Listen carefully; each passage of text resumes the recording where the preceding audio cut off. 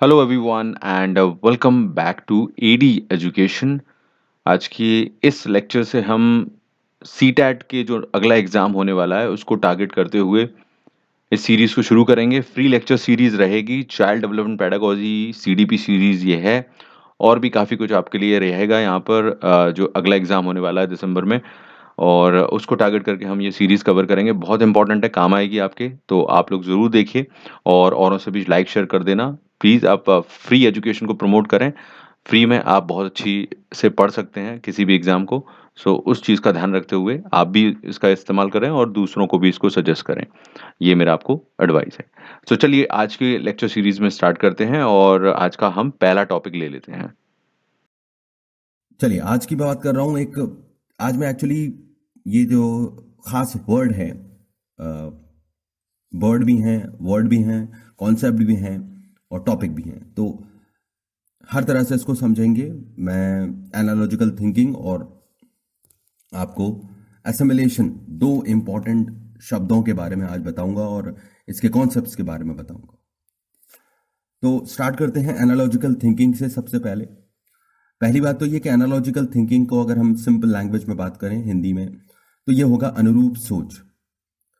औपचारिक सोच भी कह सकते हैं, अनुरूप, मिलता जुलता। ये इसके कुछ मीनिंग्स मैंने यहाँ पर आपको इसलिए रखे हैं कि कई बार क्वेश्चंस में मिलते जुलते वर्ड आ जाते हैं, तो आप लोग आइडेंटिफाई कर सकते हैं कि ये क्वेश्चन किस चीज़ के बारे में है। This is a you know help basically, क्योंकि ये ऐसी ट्रिक है जिसकी वजह से हम कई चीज़ें समझ पाते हैं एग्जाम में। तो एनालॉजिकल थिंकिंग की अगर मैं बात कर रहा हूं, तो ये आप देख सकते हैं कि एक मिलता जुलता या अनुरूप मतलब एक ही है। तो उस चीज की बात हो रही है। अब ये होती क्या है, इसका क्या योगदान है कंटेंट में, सीडीपी में, वो देखते हैं यहां पर। तो देखिए, एनालॉजिकल थिंकिंग का मतलब ये है कि कुछ समस्याओं को हम अनुरूप सोच के माध्यम से हल करते हैं। ओके, समझिएगा आगे। इस तरह की वैचारिक पद्धति कार्य करती है जहां हम ऐसी परिस्थितियों और समस्याओं पर सामना करते हैं या का सामना करते हैं जिन्हें हम पहले से हल कर चुके हैं या जिन्हें पहले से परिचित हैं।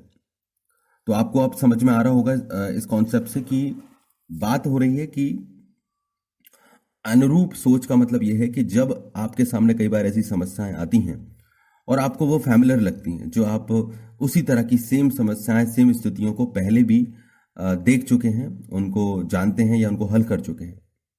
तो जब ऐसी समस्याएं, ऐसी स्थितियां हमारे सामने आती हैं, तो ऐसी समस्याओं को हम आइडेंटिफाई कर लेते हैं।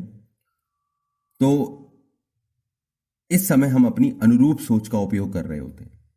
ओके, तो यहां आता है कॉन्सेप्ट एनालॉजिकल थिंकिंग का, कि जब हम किसी ऐसी समस्या का सामना कर रहे हैं, ऐसी स्थिति का जो हम पहले हल कर चुके हैं या पहले से उसको जानते हैं, उससे परिचित हैं, और उस समय हम करंटली जो रिसेंटली जो आपके सामने प्रॉब्लम है उसको सॉल्व करने के लिए जिस सोच का उपयोग कर रहे होते हैं वो होती है अनुरूप सोच।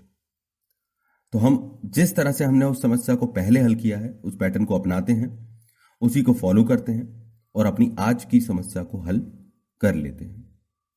तो इस तरह की सोच का इस्तेमाल करने के लिए हमें इस समस्या के लिए जरूरी है कि हमें उसका पहले का हल पता हो एग्जैक्टली, तभी आप अनुरूप सोच का इस्तेमाल कर पाएंगे। ओके, तो पूर्व में किए गए हल जो है संबंधित समस्या का, वो आपको पता होना चाहिए। तो एनालॉजिकल थिंकिंग कोई मुश्किल चीज नहीं है, बट कॉन्सेप्चुअल क्वेश्चन इस पे आते हैं, इसलिए आपको ये पता होना चाहिए। राइट, सो इजी था ये कॉन्सेप्ट, कोई मुश्किल नहीं है। अब मैं बात कर रहा हूं असिमिलेशन की।